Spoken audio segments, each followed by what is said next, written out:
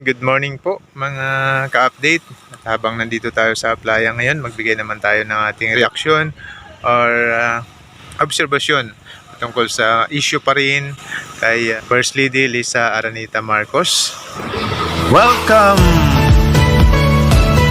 to Romis Update Channel. Kung bakit nga ba hindi pa nagla-live si First Lady, dahil ito yung matagal nang nire-request sa kanya ng mga DDS, no? Bakit nga daw hindi pa nag-live si First Lady? Dati daw ay mahilig naman mag-live si First Lady, subalit ngayon ay wala na talaga, no? Kung papansinin po natin mga ka-update, nagsimula ito nung mahuli ng Interpol si dating Pangulong Rodrigo Roa Duterte, na hindi na talaga nag-live si First Lady. Subalit meron naman siyang mga pinupost sa kanyang FB page na mga picture at meron ding mga video, pero hindi pinapaniwalaan sapagkat sinasabi nila na ito ay mga old picture at mga edited, no? Samantalang marami ring mga expert na nagsasabi na hindi naman edited, talagang legit yun, no? At kung atin ngang iisipin, mayroon siya mga kasama doon, kaya kagaya ng karaang araw lang dumalo siya doon sa isang event. Kung talagang sasaliksikin doon sa binigay na venue at lugar, no? Pwede namang anuhin talaga doon, usisain ng mga naghihinala, nagbibintang na hindi totoo yun. So pwede silang mag-interview doon sa lugar para yung taga doon talaga yung magsasabi na ay wala, hindi talaga totoo, wala talaga nangyaring ganyang event dito. Pero kung hindi sila gagawa ng ganun, hindi mag-interview, marahil ay takot din sila, no? O nag-aalangan din sapagkat meron nga magsasabi na totoo. Okay? So nagsimula yun doon sa pagka-aristo ni dating Pangulo. At kapansin-pansin nga na maging yung mga malalaking network or mga media ay hindi na nakakaalam halos ng mga schedule ni First Lady, yung kanyang mga itinerary, no? Only PTV, yun lang yung nakaka-cover, nakaka-video, nakaka-picture doon sa mga event na pinupost ni First Lady.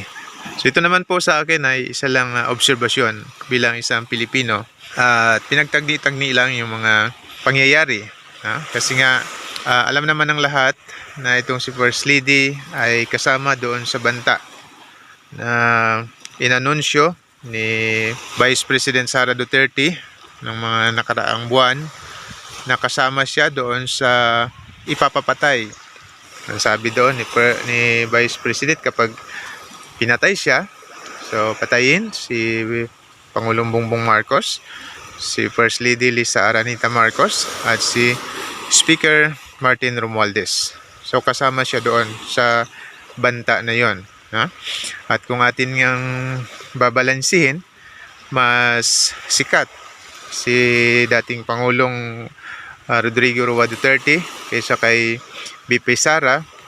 So kung magawa nga na mag-hire ng killer, para kay BP, so how much more nga kung dito na kay dating Pangulong Rodrigo Roa Duterte, no?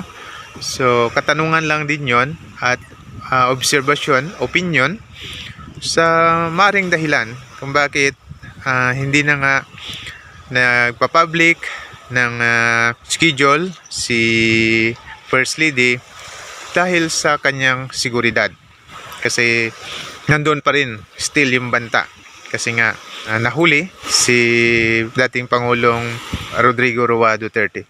Kaya for me, nandito talaga si First Lady Lisa Aranita Marcos sa Pilipinas, at kung bakit hindi siya nagla-live, for security reason.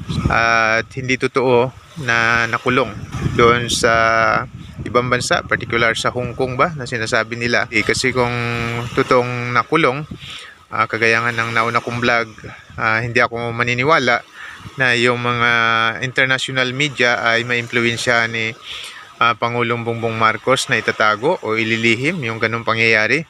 Kasi yung mga media, alam natin, ano yan, scoop yung habol nila at saka mga malalaking issue para rin sa kanilang ratings na hinahangad, no? Kayo rin po mga ka-update, pwede nyong i-comment kung ano yung inyong mga obserbasyon or reaction patungkol sa ating issue na to, sa ating content. Pakiusap lang uli, kung tayo po ay mag-comment, sana po yung magalang, makatao yung atin pong pag-comment. Okay? So maraming salamat po sa panonood at suporta. Sa nakagusto ng content na to, paki-like at pa-share na rin po mga ka-update. At paki-subscribe na rin po sa aming maliit na channel. Sa hindi naman po nakagusto ng ating content, humingi na po agad ako ng pasensya. So uli, maraming salamat po. Glory to our Lord Jesus Christ and God bless po sa ating lahat.